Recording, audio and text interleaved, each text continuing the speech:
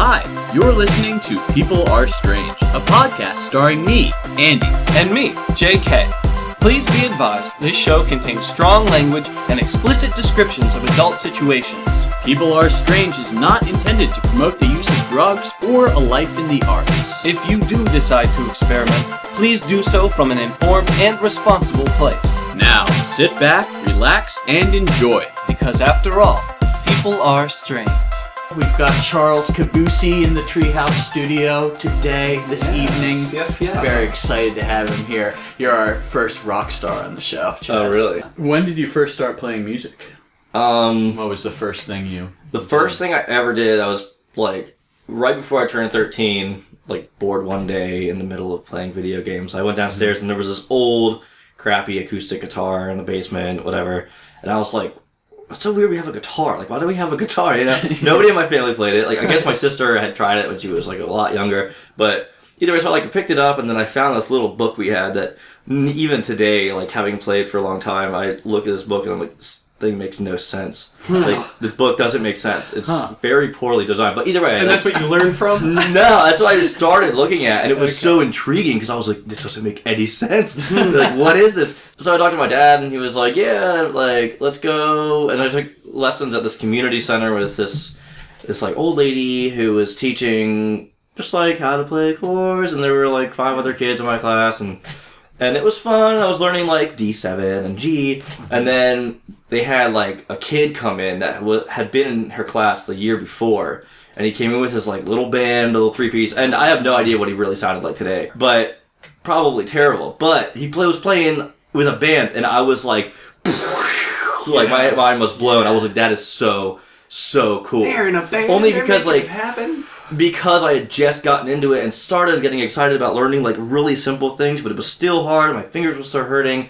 That it was a perfect time that I saw that, and I was realizing how hard it is to do that, but how exciting it is to learn how to do it. That happened, and then I kind of, I guess, like, graduated or whatever from that little class. I started taking guitar lessons at Guitar Center out in Rockville, and had a teacher. In fact, my dad kind of was the one that set that up. He was like, hey, I got another teacher for you, because I guess he kind of saw that I was progressing and wanted me to do that, and I was very thankful that he did. But at first I was kind of weird. I'd never been to Rockville before, kind of a strange area. It doesn't look very, like, exciting. But then we got to Guitar Center, and this weird little dim-lit, like, office space area, and I had private lessons, and he kind of asked me, what do you want to learn, you know? And I was like, Blink-182, this is, you know, these questions that every guitar teacher is like, of course, why do you want to learn that? It's like, there's nothing to it. But there is so much to it. And if I don't think if I had the option to choose what I was learning, then I would be anywhere, like, musically involved as I am now, because it made it so fun, and I could always go back to Blink-182 when I was trying to do, like, a Stevie Ray Vaughan thing, you know, like, you always go back. And he was great as far as, like, all right, let's work on this, but I also have this that we're going to try, you know, and he'd give me, like, a classical piece, or he'd give me, like, you know, So he'd challenge you and expand your palette at the same time, right, as, like, giving you something that you were interested in. Yeah, nice, that's great. But that was about the same time when I started, like, learning enough to be able to put my own things together, that I was like, oh, I want a band. I want to do a band, you know? So you started writing your own music then? Yeah, essentially. I wasn't writing music at that point, like, but I started putting things together, like, oh, that sounds cool, like, or, like, mixing little song ideas from other songs. So I got Sean Eller, who had never played an instrument before, and I was like, dude, Sean, like, you should get a drum set for Christmas. And he was like, like, I don't know, okay, I guess, like, because, you know, we weren't, like, musical kids growing up or anything. Sure. But, and we had been friends for forever. But, he was like, and then he did. He got a drum set. And the motherfucker, can I say that? Yeah, man. We can say whatever we want. He gets it Christmas Day. They set it up in their living room, and he's like, the first day. The first thing he did. Like, he wasn't like, oh, what? The kick pedal? Like, how do I use it? He just played the drums. Yeah. And he's always been like that. He just sat down one day and could play the drums. He does just strike me as a drummer. Like, yeah. Like, that kid looks like he could play drums. He's lanky. He's got those arms. Exactly. Arms. And then his cousin, Tim, who I didn't really know at the time, pulls out a saxophone. yeah. And a harpsichord. Yeah. But we were like, dude, like, you should be in the band too. And so we had this box that Sean had. It was like... Was this the forming of common addiction? Yeah, this is the forming of common addiction. So that was you, Sean, and Tim? Yeah. Oh, fuck yeah.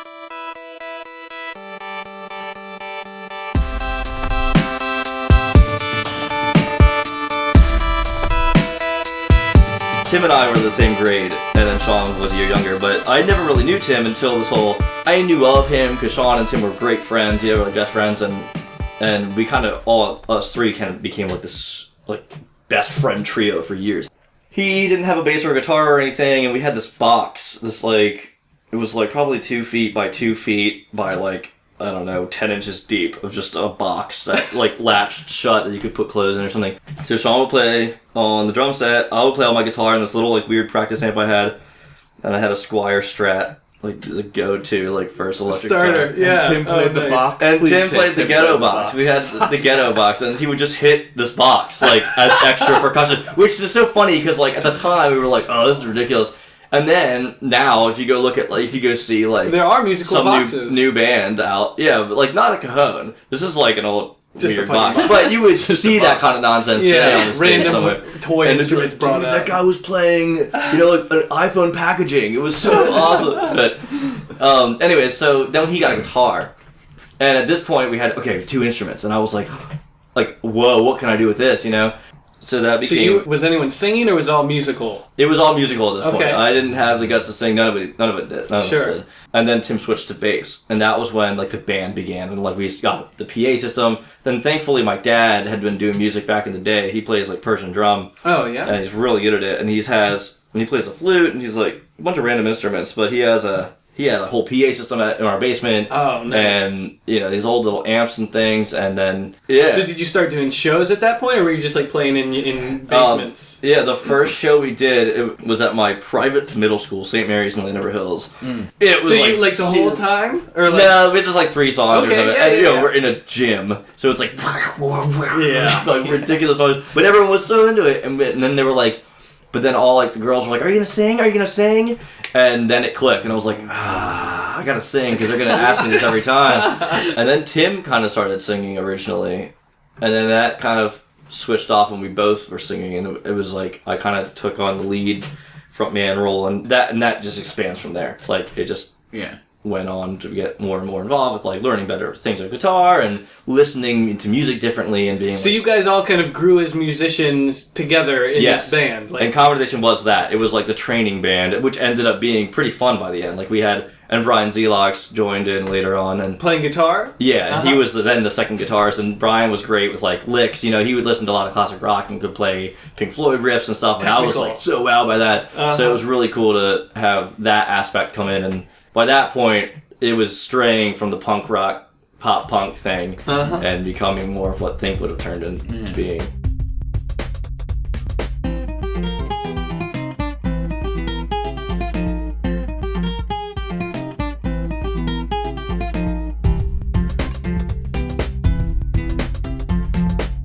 Technically, the way Think started was I met Davis at Spalding in a guitar class, and we were sitting next to each other one day, and he mentioned something about his band, and I was like, oh, what band are you in? And he was like, Champions by Default. And I had known that name. I was like, dude, I've played with you guys. And he was like, you heard a band? It was like Common Addiction, and we knew each other's bands, but we didn't know each other idea who we were, you know? You know how, like, every musician you meet in high school is like, oh, we should jam. I never really jam with people. I'm not like, I mean, like, it's fun too if it just kind of comes about, but I've never been the type of person to be like, yeah, I'm gonna come over to your house and we'll jam. Yeah. But this is one of the few times where I was like, okay, cool, because he was playing drums, so it was like a little different than like 2 guitarists or something. And I went over there and we kind of just like worked out some ideas, and then Brian came too. And we had this like, kind of like, all right, what are we gonna do? What is this at all gonna be? We kind of came up with some ideas and then worked them out and recorded them a little bit, and he had a little 8-track mixer and so did I, so it was cool to be able to like work something out and send it on, AIM or something. Yeah.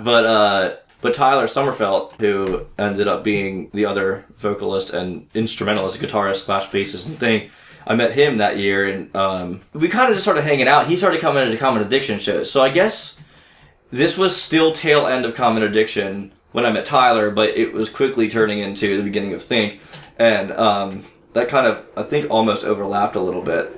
But Did you have a big messy band breakup, No. big transition from one into the other? the last show we played as Common was at Riva Trace, I think. Is that what it was? Yeah.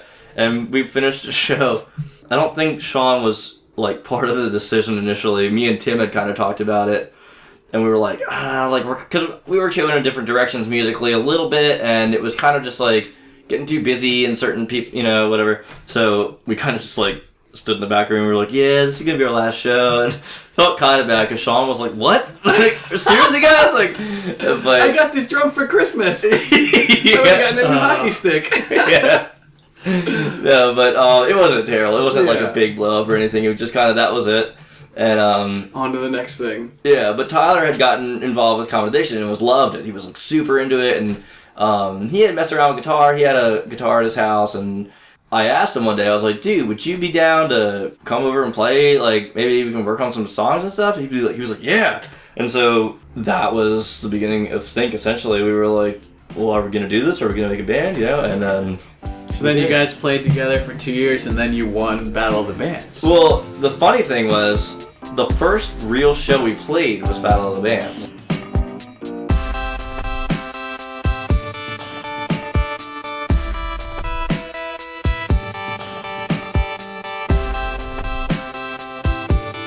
Yeah, but we were like, First show is an award-winning show. yeah, I guess so. We had no idea that was going to happen, but what we did was we took out of like the 5 or 6 or 7 songs we had at the time, picked 3 of them for this like 15-minute spot at the Battle of the Bands at Maryland Hall, and we practiced it like it was a play. Like a little intro part, what we were going to say, each little thing. That's how you do Did it. any of Because you we have did- backgrounds in theater before this? No, none of us. okay. I don't think any of us were. Maybe Davis was in a play, but I've never been in a play in my life.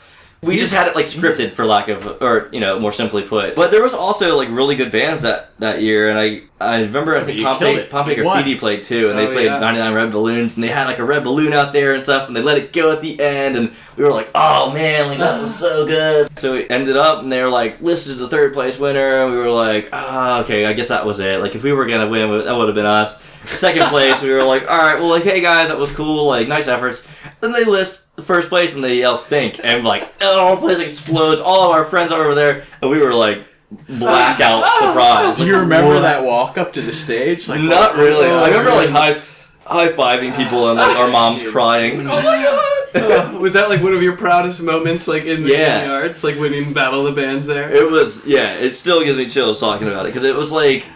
Because we worked so hard and we literally just went over and over and over those 3 songs for so long. Like, our practices were just 3 songs. We were like, we're not going to work on the other stuff right now. We're going to do this set. We're going to do it, like, start to finish, how we're going to walk out, how we're going to, like, end it, how we're, you know, feedback here and this and that. And the stage was a little bit of a throw-off. Because we're, like, practicing in a circle in a small basement with carpet and walls. Looking at each other and then we get up there and we're like trying to see each other through the stage lights and we can't see the crowd, which is probably a bet for the best because that makes it easier, as you guys probably know doing theater. It does. So what happened after that? Like from winning Battle of the Bands, then you get what? We got studio time, which I don't think we even really ever used because it was, maybe we did, but it was like really short amount of time. You know, like even if you get like 6 hours in a studio time for a full band, you can set up your drums and then you can get your guitar tones and then you can pay for the rest of what you want to do. Yeah. But so I don't and I don't even know if we ever got that studio time even from the start. But we won this like anti-smoking commercial thing where I had to write a song about not smoking cigarettes and that was another funny thing. And actually that whole Deceptive marketing right there. Yeah, you won right. a contest. Now you get to do an anti-smoking. I know. contest. How do we get free talent to write and play a song for us? Yeah. Yeah. Make it That's surprise. the only way you can ever get artists to do a commercial Right. without not doing drugs. Exactly. Either that or they get caught for doing it. yeah.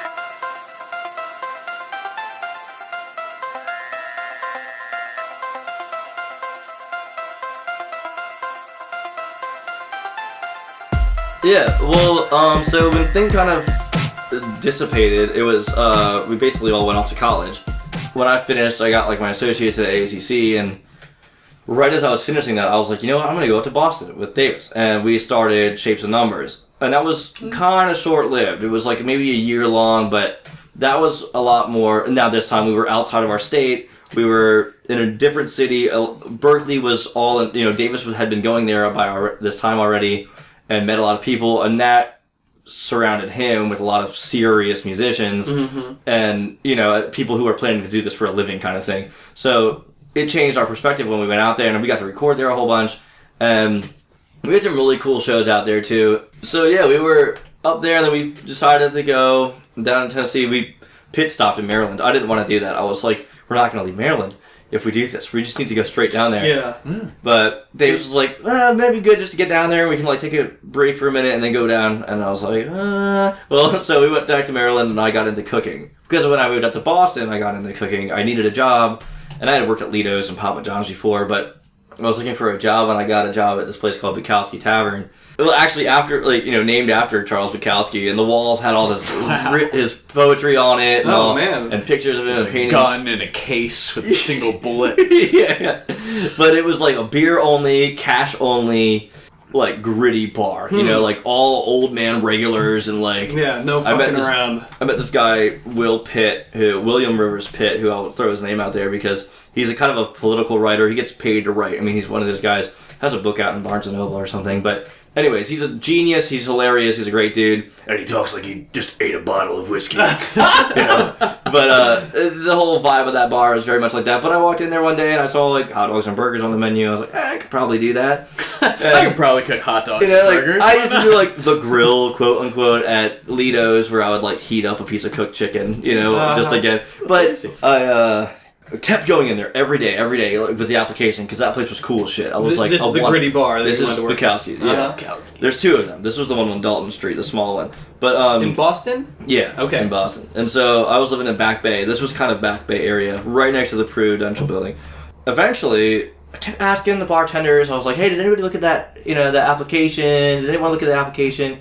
One day, Susie, who was the owner, she was like, "Actually, we haven't looked at it yet, but the chef's down at the end of the bar." And I was like, cool. She's like, yeah, you can go talk to him. So I go up to Adam, was his name, and he was like, yeah, we can do an interview. I'm a little drunk. Is that cool? And I was like, yes, that's very cool. That's great. Yeah. He was like, do you know how to cook? And I was like, yeah, yes. I've done a little bit of cooking, whatever. And he was like, cool, how about you come in on Monday morning and, we'll kind of get started. And I came in on Monday morning and he was like, awesome, all right, well, we'll get it, At least he remembered you. I thought you were going to be like, who the fuck are you and what the fuck are you doing in my bar? No, and he actually didn't have a Boston accent. God damn it. But one guy did there, Sean Keller did. Who the fuck is Sean Keller? Yeah, and I was Charlie to him. Or was I? Chucky? Charlie? I don't know. Anyways, but I went in and this is a one-person kitchen. This is the size of, those bathrooms with no bathtub. Times and then you double the length. Literally that. One person couldn't walk out while you're walking in. And so I walk in and he's like, diner kitchen. Yeah. And he was like, all right, well, grab an apron and then I'm just gonna have you marinate that chicken, just some oil and some seasonings and stuff. And I was like, okay, marinate, what do you mean? He was like, what do you mean by marinate? And he was like, I mean, just we're gonna put some seasonings, some oil, and we're kind of let it sit in that. And I was like, cool, okay, nice. Cool. And thinking in my head, why don't I know what I'm talking about? And then I blew it. And then he had me do one other thing, and I guess I had to cook a piece of chicken. So when you say chop the onions, you mean literally though, make them to smaller pieces. So he goes, you don't know how to cook, do you? And I was like, I thought I did. Well. Thank God. It's been a very humbling experience. Yeah, but thank God Adam was Adam, and he was like... I'm a little bit drunk right now, so... Yeah, no, not this time, but he was like, well, do you want to learn? And I was like, I'd love to. And so this guy taught me how to cook. Fuck yeah, and taught me awesomely.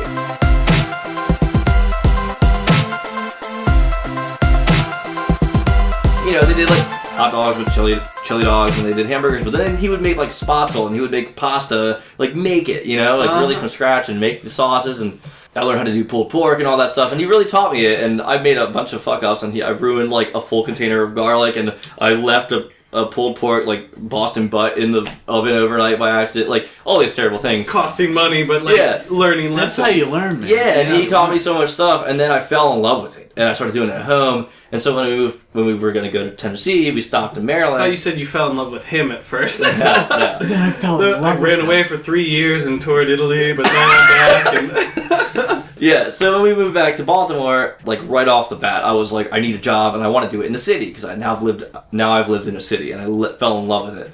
So I got a job in Baltimore. Because you didn't do a lot of traveling before you went to Boston. Not at all. I'd never been really anywhere other than like Northern Virginia and North Carolina once and Florida for Disney World. But yeah, so that was kind of a big adventure for me. Then Davis went to Towson briefly. Then that was kind of short-lived and he went back up to Boston. And I had already gotten a job at this place, Dionysus. And that's when music went like out the door, and I for a little while, and I got really into cooking. And I did that for like 3-4. It was like close to 7 years cooking. Yeah. And I fell in love with it. That's what I wanted to do all of a sudden. Like music definitely went to the back burner, and no started expressing yourself through matching flavors and pairing ingredients. Yeah, and it really did. Like it was so fun to learn because like my mom does a little bit of cooking, and my dad does a really little bit of cooking. But like Persian food, which is my other half nationality, is awesome. I mean, they have great food, and then I love like straight up American food too. So to mix those and and I worked under this guy Sean Lagergren, who is an amazing chef from the bayous of Louisiana, like fuck yeah, and makes like that food. So he was really good, and there was a great continuation of that, and I got even more into it, and this is pushing music even further and further away. And all I'm doing is working. I became a sous chef. I loved it, and then I moved to Portland because I met Angie, who is my girlfriend now, and we had kind of pitter-pattered about the idea of like going to the West Coast. Like we've never seen the West Coast, and everyone in Baltimore was like, once you move to Baltimore, you'll never leave. So I was like, right. You know what? I'll prove you wrong. Yeah. Yeah, and the more people said that, the more we were like, we're gonna go to Portland. So we moved to Portland. We just drove out there like one day after we quit our jobs and we made a date and we Where are we going to go for dinner? I was thinking Portland. Yeah. So we went and we saved up a little bit of money and took a U-Haul, no plans, just straight up drove out there. Found the spot when you got out there. Yeah, and it was a little hectic at first. We were like staying in a Comfort Inn or something for like a week, running out of all of our money. Yeah. But that happened, and then out there, I worked a couple different jobs and kind of hopped around just because it was like kind of a very free time. It was like, we're not trying to get too involved. We were going to go for a year, and then we were to come back, and I was going to help Sean with his new restaurant, and she was going to finish her last year at Micah. But so out there, it wasn't so tied to like really intensive hours in the kitchen because I was just kind of helping out in kitchens. I wasn't the sous chef. I was like the grill guy, whatever. But so I had a little bit of time to do music again, and I started recording, and I met my friend Rich, who played trumpet, and that was cool, and like we got some tracking done with that, and I had my studio set up again in my house, and then I won a couple open mic little contests there, and that was like Portland? Yeah, and that was you did. Of course you did.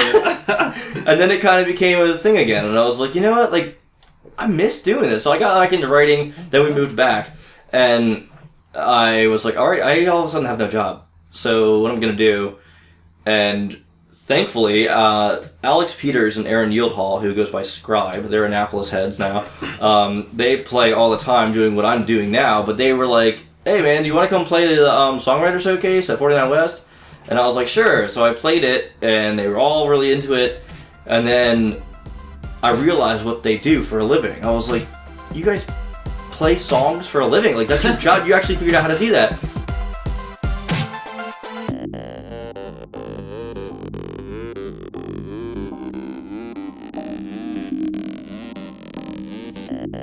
And so I did that, and I asked Alex, I was like, if you ever need something covered, let me know. And same with Aaron. And those guys are the reason I'm doing it now. Like, if it wasn't for them being so inviting and like keeping me in mind, and I'm sure I bugged them, and I bugged a lot of people, and it took a lot of like squirming my way into what I'm doing now to get where I'm at with being booked all the time. But that's when it went from, because I kind of left music for a while, and I really had to focus on like, am I going to be cooking for a career? And like I wanted to for a while, and that part faded in as music faded out. So now that I'm back into doing music, it's a whole different attempt at it. And not to say I'm not like working on a band, that I am, but I like doing covers, and I like doing open mics and hosting them. So what I did was I started playing all the time, slowly but surely, and I got a part-time job. Alex Peters was the guy who was like, hey, like, if you want to do this, don't get a full-time job because it's going to suck it out of you like one way or another, either time or commitment or something. Mm-hmm. And if he hadn't said that, I probably would have a full-time job again and not be playing too. So I owe a lot to those two dudes. So you're making money playing shows. You got your side. Yeah, my side gig at Crate and Barrel, which I love because it's like my little tail end of cooking. Because my job, I'm like the kitchen dude there. So I love that. So that's my way of sticking with food. It's like you're a mechanic for a food. Like, tell me what's you're having the problem with the cheesecake? You got a problem with your convection oven. See, you want to have it in a standard oven. You're not rising enough. You want to check your yeast levels. 40 minutes on 375. Come on, kick it down to 350 here. You should, when Car Talk gets off NPR, you should start Cake Talk. You gotta take your cake, you put it out in the oven, it's gonna be fine. My brother here, he's gonna have you taking your cake out of the oven, but what you really want to do is leave it in for another 5 minutes. Put a walkie-talkie inside so you can hear what's going on. You got a big problem. Just take it in somewhere. You're gonna have to get a new cake, lady. You're gonna have to get a new cake. Are you prepared for this? I've burned my cake, guys. Can you please decide on an answer? Yeah, I mean, I guess to put that all together real quick, so Crate and Barrel is like my daytime thing, and that's kind of how cooking remains in my life, because I get to talk about it, but that's my part-time job that I stay part-time, and I don't want to go full-time because music is taking off. In your ideal kind of situation, would you like to get full-time in music and then have like the kind of passion on the side as with cooking, or? Yeah, I mean, essentially, if I could do all music and really get by doing that, that'd be great. So yeah, I started doing the gigging thing, and then I used to play with open mic down in Bowie at Old Bowie Town Grill, and John McGuinness, who's in Stout 7 now, and they're an awesome Irish band. Yeah. He was running it, and then he ended up getting married and kind of just like, moving on and was like, do you want to take over it? And I was like, sure. So I started hosting an open mic, and I loved doing it. It was just a lot of fun. I still remember what it's like to be a new musician in front of people for the first time, or the 5th time, or the 10th time. And so I was really in tune with that, and it was fun to like really support new people and meet new people, and it helped me promote my own music, because I could, start off the show with a few songs, and then people would ask. So it is a great way to promote myself too, but I love doing it, and so then now I'm starting to host an open mic at Monty's, and it's in Crofton, starting on this Wednesday, every week. Same kind of thing. So this is for any sort of kind of aspiring musician? Or? Music, comedy. We're going to try and keep it as open as we can. Poetry, all that. Oh, wow. Things can always get a little wonky if it really gets too far, but I'll start it off really open and let it be what it is. The couple that owns it, they're kind of adamant about that too. They want to keep it open because they made a good point. It's like you don't know who you're going to push away by accident. And you've got something on Facebook about this, right? Yeah, and it's Monty, like Facebook.com/Monty's Open Mic. And we'll get to this later on as well. But if people are looking for you've got a website. Yes. KavoossiMusic.com. Yes. Is that the best place for people to find you? Yeah, that or really any social media website. .com/Kavoossi Music. KAVOOSSI. Yeah, 2 O's, 2 S's. Yeah. That's the trick. And music is and music. Yeah. Spelled normal. And .com is .com. Yes.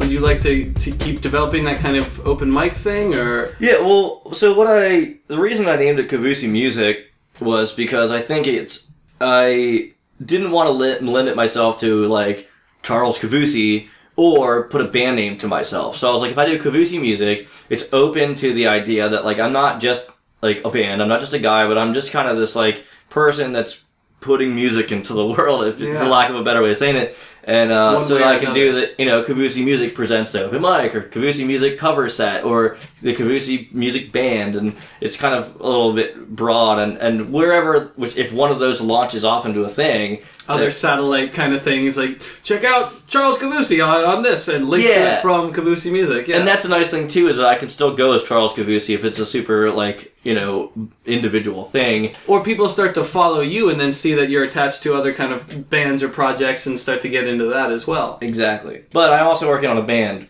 with Alice Trainer, who was went to Spalding with us. She played bass for a long time. She still does, and was really into jazz. So she brings a cool side of music to the table. It's very different for me to work with, and we work very uniquely, you know, which is cool. And then Gregory Davidson, who's the guitarist and backup vocal guy right now, and he's like, if you took like Goo Goo Dolls and like, I don't want to say the used, but like any of those like post 2000 millennium pop punk, those like add 9 power chord kind of like, you know, like, but super poppy, and he's got this voice that's like the high end of a keyboard. You can just like he hits every note all the time, every time, and it's great for harmonies. And he's like a really cool attitude, excited person about music, but yeah. So now I'm doing the open mic thing, I do the cover set thing, and that's kind of becoming like almost a form of income and doing what I love as a job. I'm halfway through a full-length album up at Mobtown Studios, and I'm doing... Solo or with the band? I'm doing all the parts myself, except for... Davis did a majority of the drums for it. He came down and did that. Awesome. And then I have Evan Chapman, who is in Square Peg Round Hole. I think that's what it is. Square Peg, not Round Peg. Yeah, Square Peg Round Hole. They're up in Philly, and... he's phenomenal too. He's a really great drummer, and I was lucky enough to have him come down and do a couple tracks, which I'd never even met him before, but Aaron Wold is the engineer.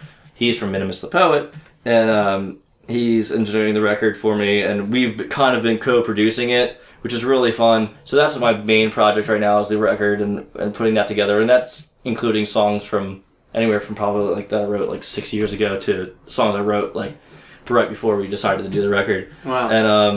And the band's kind of slowly going in tandem with the record, and I want to build that and have essentially a band ready, so when the record's done, we're going to have a release show, and then I'm going to go with the band. I'm going to really push that, and I'll keep with the open mics and with the cover sets, but... So would the band play some stuff from this album, or would they start on a whole new kind of path? Both. I'm going to start off with, like, probably having one full-length set of the album songs.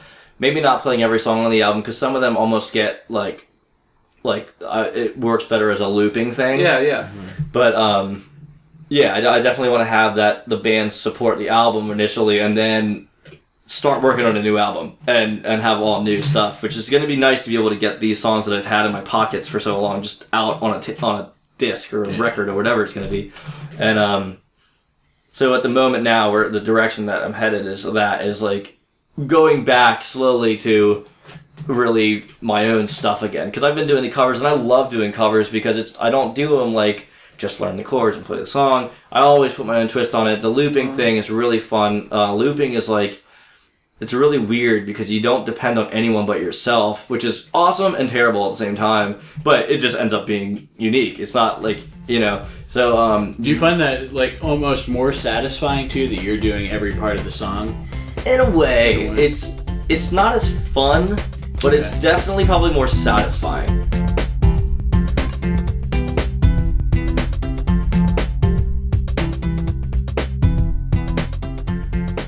And now we have a special treat from Charles Kavoossi. This is his song Out of Time, which is on his forthcoming album. This trip has taken longer than I had presumed. Got nothing more than these demeaning numbers waiting to be consumed by affable responses written on the lines to people in ties and behind bars. Hello, my name is this, and here is what I do. Now let's pretend that in this certain case I'm the perfect match for you, and so I starting yesterday at 10. We pull the sheet behind the plastic out and pencil me right in. Oh, oh, oh, oh, oh. I'm running out of time. Oh, oh, oh, oh, oh, oh. I'm running out of time.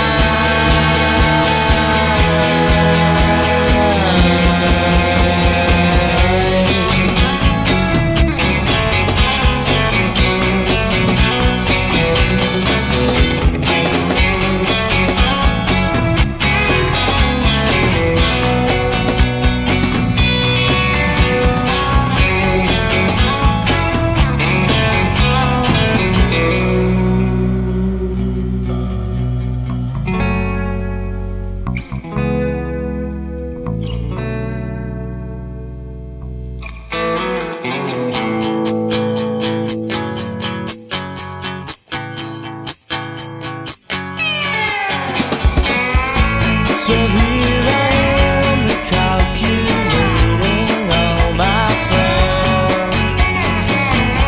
It seems I've lost my grip, seems it's slipping out of my hands. I'm tied up with all these goddamn, I got to push on through.